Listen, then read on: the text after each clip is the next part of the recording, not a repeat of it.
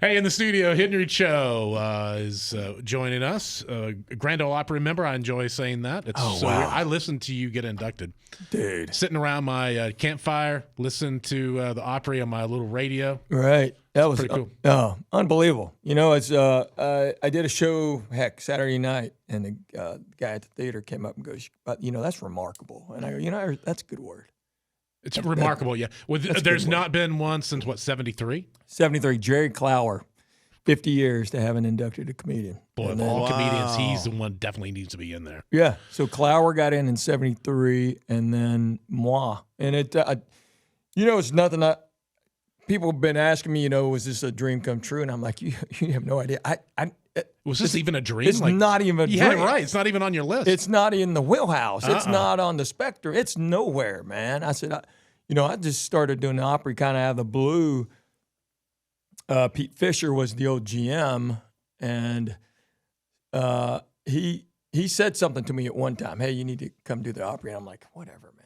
You're crazy. Yeah, comedians weren't really doing the Opry much. No one was. Yeah. And so Amy Grant did a show for commemorating Minnie Pearl's 100th. It would have been her 100th birthday. Okay. So Amy said, "Hey, will you come do the show?" So you knew Amy from an old USO show or something like that. Isn't that how you guys first met? Or Amy Grant? Yeah. I think we met. I mean, yeah, we've known each other for years. So Amy and Vince Gill, yeah. So I knew him pre that. Okay. So I knew them both separately enough.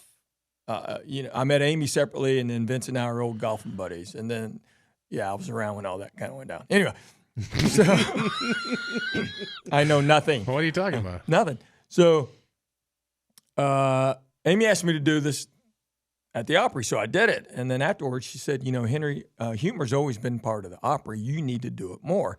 And Pete Fisher was standing there. He goes, I'm telling you, you need to do it. And then a few months later, there's some birthday party. I couldn't go. My wife went. So Amy happens to be at the table with Pete Fisher. And Pete hands her his card and says, have your husband call me. So I called him. I go, what's up? He said, just pick a date and come do the Opry. So I looked at the schedule, and I think Vince was doing it, and maybe, Craig Morgan, a couple guys. I wanted people I knew. I didn't want to walk into the friggin' Opry and not know anybody. Right. Or actually, no one know me. Yeah, right. Yeah. So, this guy? which was a really good bet. Showing you their ticket. Yeah, exactly. Hey, you got a stamp? Do I have to stamp my hand? So I go and do the Opry, and it went very well. You killed it, right? Yeah, and Vince gave me some great advice. He said, you have 12, 13 minutes, something like that. He said, you just got to crush it. Well, that's great advice. That's the only advice. That's his advice. He said, be your best. And the thing about it was, because he knows me, and I like to kind of do what I want to do on stage. Uh-huh. And if I'm doing a show and it's I got an hour and a half, I can do whatever. Yeah, I the want. pacing is different. Everything's different. Right. So he said, treat it like a really long TV set, which is where you focus and you go joke, joke, joke, joke, joke, joke. There's no coming up for air.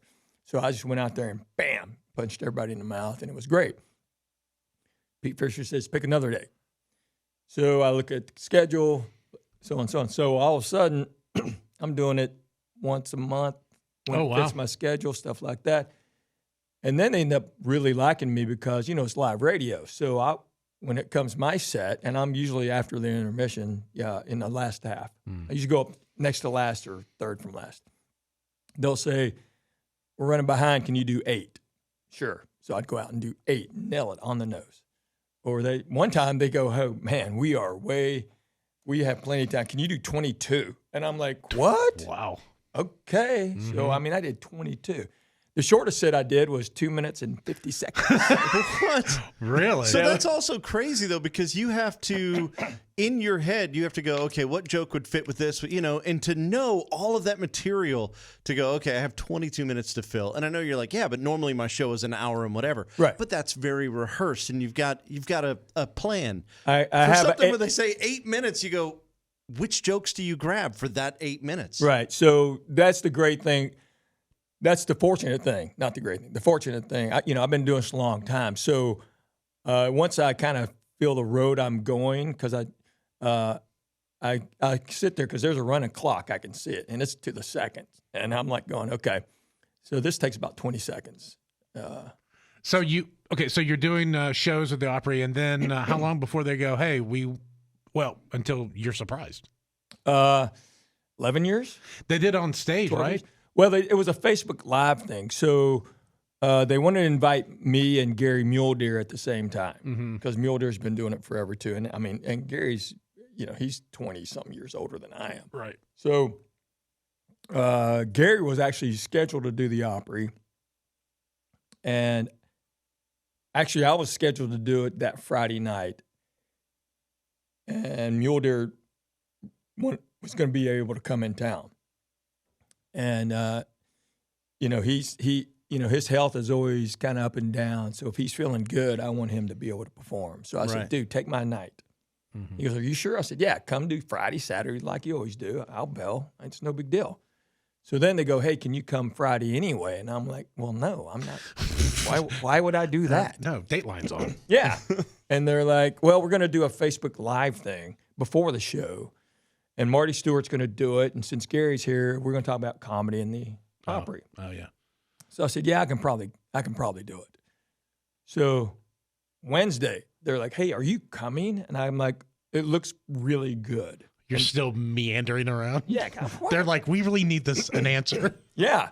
So then Gina Kelter goes, really be nice to know. Mm-hmm. And I said, you know what? Okay, I'll do it. Yeah. And I said, it's Facebook Live, so I can just wear shorts or whatever. And she goes, well, dress kind of like you're doing a show because we're going to film this. There's no telling where it may show up. Uh-huh. I said, all right. So I'm there, and we're talking about, comedy and Opry, Minnie Pearl, Grandpa Jones, all this stuff. And then Marty surprises us and invites us to become members of the Opry. And I was like, and I looked at the staff, and I went, okay, this is not funny. Total ambush. You guys are You guys are punking me. This is not even funny. Oh, you didn't believe it at first. No. Why would they invite me to be in the Opry? Yeah. Yeah. So then they go, no, it's legit. And, Dan Rogers comes out, GM, goes, no, it's, and I'm like, welcome wow. to the family. Yeah, and me and Muledeer just went, holy cow. So then, so that was in January, and I got inducted February 11th, and Muledeer got inducted in March. But was it Vince that inducted you? Yeah. I thought so, yeah. And that was really up in the air because Karina, his daughter, had a recital, a big music thing. And he's like, Hank, I'll be there if I can, but I also won't be there if I can't. And I said, no, I get it. And it worked out that her performance was late afternoon, so he could do it. Because I had other guys that are dear friends and would have been cool for them to induct me, but the fact that Vince did it was it's pretty special. Yeah, because he's not only a great pal, he's such an icon, and when you think of he supports the Opry so much, and he gave me great advice throughout the years. Like the first, I think he and I did it like the third or fourth time I was doing it, and he said, Hank, I've sang the same 3 songs all month. He said, I know in your mind you think you got to do new stuff and do that. He goes, it's from day one. You got to crush it. So you don't have to try to do different stuff all the time. Yeah, just what works. Yeah, what works. So I do. And the Opry's a pretty specific demographic, so I stay in my lane, and I get out on the edge every once in a while, and it's fun because I'm probably the only one that does that. Yeah, right. And but the 2 minutes and 50-second set is the record. That should be the record of the shortest set ever. But what happened was Chip Eston, dear friend of mine, went up first, and he told a story forever that took forever before he even sang a note. He likes to talk. Yeah, he's a talker. So we're watching the clock, and this was Saturday night. So Circle Network tapes the last part of the Opry to air live. So they record it. So they love me on Saturdays because they'll say I need to be off at 7:53. Yeah. So I'm looking up, and there's no movement. You can't push it. There's nothing we can do. And Chip just keeps talking. So he and Pat, I'm standing with his wife, Patty, and he comes off, and I go out and do 2 minutes and 50 seconds on the nose. And I walk off, and I start walking back, and Chip's in the hall. He goes, "You already done?" I go, "Yeah, thanks to you." Yeah, thanks to you. No, thanks. He's like, "What?" I go, "I just did 2 minutes and 50 seconds." Yeah, so thanks a lot. Yeah. Yeah, great song. And stories. Yeah, that was a Jeez. great story. All right, Henry Cho's with us. We'll take a break. We'll come back, talk more with Henry, and also dive into some of this touring that you're doing. We'll do that on the way next. Hang on. Henry Cho, joining us in studio. Funny guy. Been around for a long time. Just how much are you touring? A lot now. So 2020, I had, as everybody, I was shut down. About 18 months. Probably had, I don't know. I could tell you the financial number, but A lot of people didn't survive that, right? A lot of comedians. No, I mean, well, you have to understand, it's zero income. I have buddies with businesses, and they're like going, "Man, my business is down 40%. I said, "Try 100.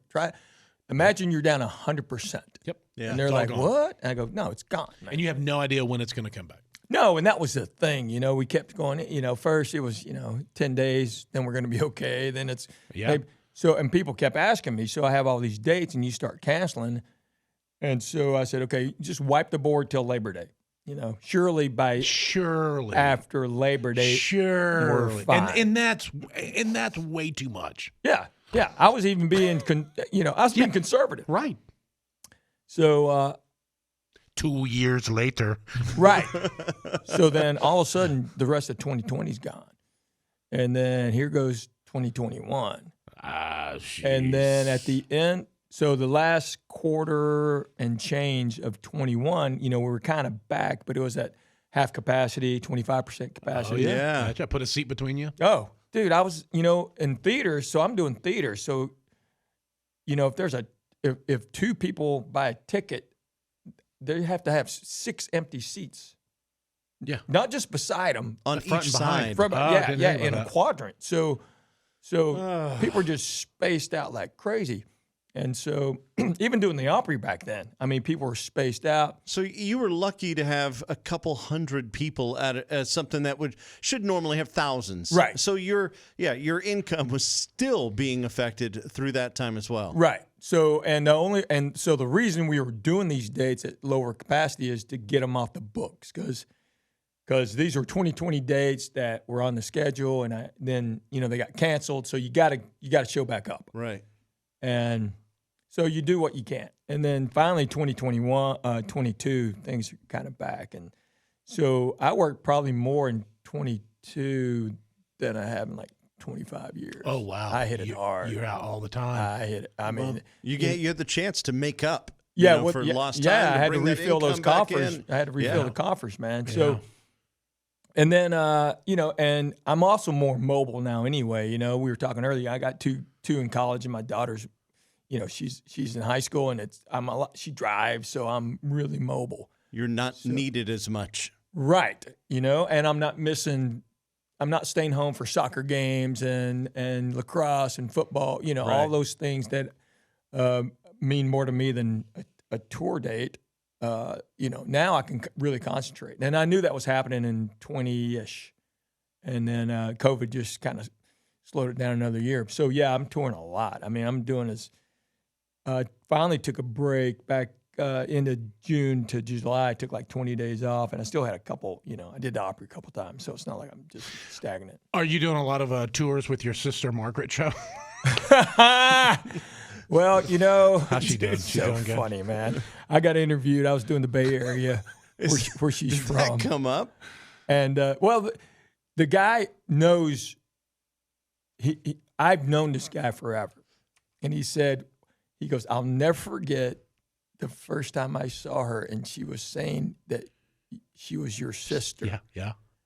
Early on, she was. Oh yeah, and he I goes, don't remember any of that. and everybody in the back was going, "You are not." No, you're not. Yeah. Yeah. So what's funny is I don't even remember until this moment just happened.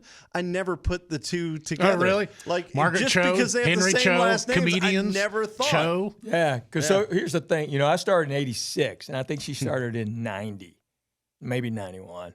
So maybe later than that, actually. Probably 90, 91, 92 she started. So I had a television deal at ABC, and I needed a little sister character, and they wanted her to be Asian. And at the time, I mean, there weren't that many Asian actresses. Tamlyn Tomita from Karate Kid, I knew her, and I talked to her about it, but she's, comedy's different. Yeah. And so I thought, and I asked a buddy of mine, Rick Clay, who's a comedian, he no longer does it in San Francisco. I said, "Do you know any Asian comedian?" And back then we could say comedians. We're not allowed to say that anymore. Well, you can't? No, it's like actor. You can't say actresses anymore. Oh, really? Oh, You can't? No, they're all actors. Oh. I didn't know this. I thought actor was the male version of actress. So aren't we? It was. Oh. Yeah. All right. So just leave us a list when you leave. We'll figure it out. Well, the thing is, best supporting, it used to say best supporting actress. So sometimes they still do that. But in the SAG Awards, whoever presents, they come up and say, "Hello, I'm an actor." They don't say, "Hello, I'm an actress." So, Okay. All right. I don't know. Okay. I'm just whatever. But we used to say comedian, and now it's just you're a comedian. I don't know when that changed. Probably a decade ago. Okay. So anyway, I said, "You know any comedians?" And he said, "There's some open mic girl, but I don't think she's funny, but she is Korean." And I said, "Okay." So I asked for her stuff, and I get her bio, which was actually on the old computer paper with the holes on the side. Yeah. Yeah. Dot matrix. Yeah. So, and a headshot that was probably taken in her, den. Sounds like you guys are in good terms. No. I'm just saying that's how new she was. Okay. Yeah. That's how new she was. All right. I get what you're saying. Yeah. Okay. So I brought it in, and I thought, but anyway, the show ended up not going It's not out. very funny. She shot it in her den. She's very frumpy. So, no, Mark. So I don't know she's really Korean. I don't think so. I don't think she is. I think she's Filipino. But no, Margaret did. So she did her thing, and she did her thing. So. You're the funniest. You're so easy to read. It's the best. That's right. So That's right. So I got interviewed, and the guy's like, "So you were the first guy, and Ken Jeong and Joe Coy always talk about, they wouldn't even be doing this." Yeah, right. And I go, "Right." I said, "I get that, And he said, "And I never, and he said, and then, Margaret went her way," and I said, "Right, and it's fine." I said, my favorite thing was, Margaret and I did a benefit show. This was 20 years ago. Together? Yes, it was, yeah. Your comedy is so different. Oh, yeah. So she comes in, and I'm standing there with the promoter, and God bless her, love her. But she goes, "Henry, I'm really tired, so I'm going to go on first." And I just looked at her. Margaret said this? Yeah. I just kind of looked at her, and the promoter goes, "You were always going on." And I was like, ouch. And I was like, yeah. Oh, wow. Anyway. You were always going on first. I'm so glad I brought up Margaret Cho. Anyway. I'm so glad I wasn't going to. I'm glad I did now. So she and I are dear friends. Love her. Are you? Are Actually, you? we are. You are dear friends. We are dear friends. You're saying dear friends. We Are you and I? What are you and I? You and I are buddies. No, she and I are dear friends. I just, I tried to give her advice early on about selling that. Maybe not selling out. It's not the right phrase, but close to that. There's a brass ring, and you either go for it or maybe go for it when it makes more sense. I have no idea what you're talking about. I don't either, but What it's are you okay. talking about? So I turned down multiple television shows because the shows were so derogatory toward Asians. Oh, gotcha. And then she had an opportunity to do one on ABC, which was actually a spinoff of my project. Uh-huh. And I told her, I said, "I know the brass ring is there, but if you don't do it right, you're going to set us back so far." And sure enough, it did. It was just So it you was feel- really bad. Okay. So that's the I don't only remember. thing. I don't even remember her show. Well, exactly. But I do remember she's your sister, so Yes, she is my older sister. that you love dearly. We're dear friends. That you're dear friends with. That's it. Dear friends. You're dear friends And I don't with. say that about a lot of people. Okay.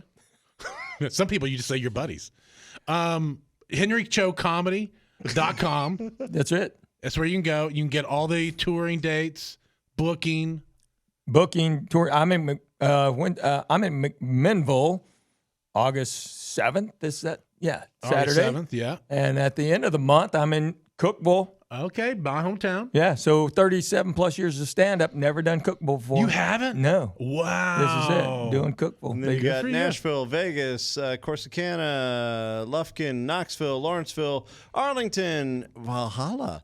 You're going to where Thor lives, and That's right. it goes on and on and on. Yeah, so a lot of good dates coming up for Henry Cho that you can check out. Henry Cho. Touring hard, man. You know we love you. Hey, love you guys. You're my buddies. We're all buddies that you love dearly. I love y'all dearly. Check him out. HenryChoComedy.com. Get out of here. All right. Well, that was great. That was good. You did good. Thank you. I have no idea what it was because this is taped afterwards, but You were amazing, though. thanks. Appreciate it.